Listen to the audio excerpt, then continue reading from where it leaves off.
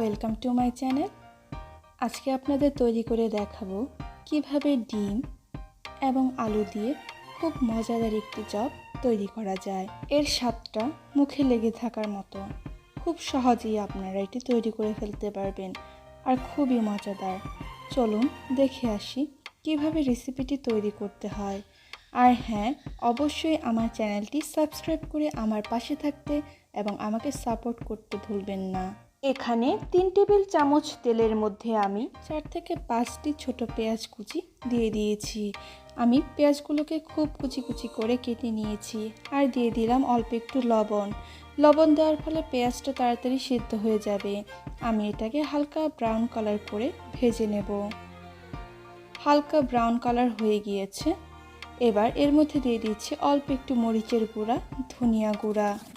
এখন আমি আবারও এটাকে মিশিয়ে নেব যাতে পেঁয়াজের সাথে মশলাটা ভালোভাবে মিশে যেতে পারে আর মশলার যে কাঁচা গন্ধটা থাকে তা যেন বের হয়ে যেতে পারে। এবার এর মধ্যে দিয়ে দিচ্ছি ম্যাশ করা আলু। আমি এখানে 4 থেকে 5টি আলুকে ভালোভাবে সেদ্ধ করে চটকে নিয়েছি। এখন আমি পেঁয়াজের আর মশলার সাথে খুব ভালো মতো আলুটাকে মিশিয়ে নেব।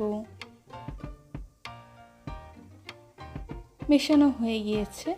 এবার এর মধ্যে দিয়ে দিচ্ছি অল্প একটু চিনি। এখন দিয়ে দিচ্ছি ধনিয়া পাতা কুচি আর মরিচ কুচি। আপনারা যে পরিমাণ ঝাল খাবেন সেই পরিমাণ মরিচই এখানে ব্যবহার করবেন। এখন আমি আবারও এটাকে নেড়ে নিচ্ছি। এ সময় আঁচটাকে আমি মিডিয়াম হিটে রাখবো, তাহলে নিচ দিয়ে পড়ে যাওয়ার সম্ভাবনা থাকবে। আমার মেশানো হয়ে গিয়েছে। এখন দিয়ে দিচ্ছি 1 চামচ পরিমাণ গরম মশলা গুঁড়ো। গরম মশলা গুঁড়ো দেওয়ার ফলে খুব ভালো একটা স্মেল বের হয়। এখন আমি আবারও খুব ভালো মতো মিশিয়ে নেব 2 থেকে 3 মিনিট।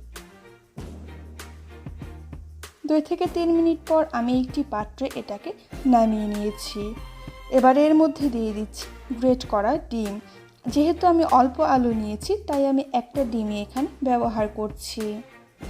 এখন আমি খুব ভালো মতো আলুর সাথে ডিমটাকে মিশিয়ে নেব।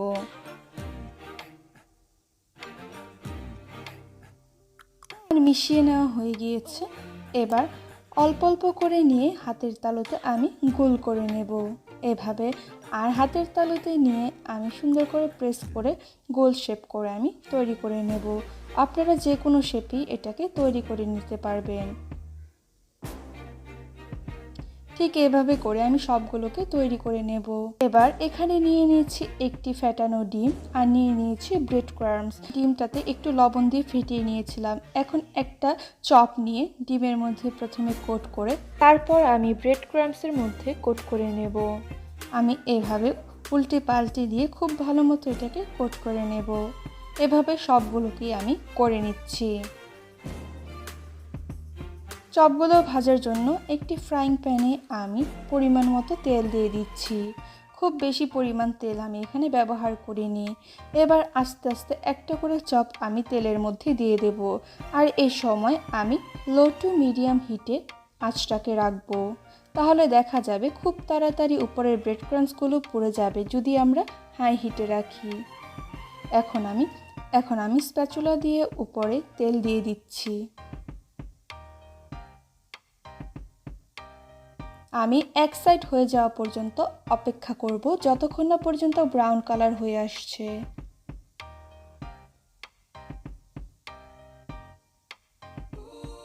5 থেকে 6 মিনিট পর আমি এটাকে উল্টিয়ে দিচ্ছি। দেখতে পাচ্ছেন নিচ দিয়ে ব্রাউন কালার হয়ে গিয়েছে। আমি সবগুলোকে এভাবে উল্টিয়ে দিয়ে অপর সাইডও ঠিক একই রকম কালার করে নেব।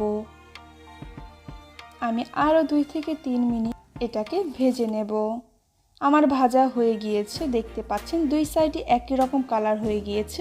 এবার আমি তেল ঝরিয়ে উঠিয়ে নেব। আমি এভাবে অন্যগুলো ভেজে নেব। সো ভিউয়ার্স, দেখতেই পাচ্ছেন কত সহজেই মজাদার ডিম আলুর চপ তৈরি করা যায়। খুবই মজাদার একটি রেসিপি আর খুব সহজেই তৈরি করা যায়। অবশ্যই বাসায় তৈরি করে খেয়ে দেখবেন। আমার ভিডিওটি যদি আপনাদের ভালো লেগে থাকে তবে লাইক, শেয়ার এবং সাবস্ক্রাইব করতে ভুলবেন না। আজ এ পর্যন্তই। দেখা হবে নতুন কোনো ভিডিও নিয়ে। সবাই ভালো থাকবেন, সুস্থ থাকবেন।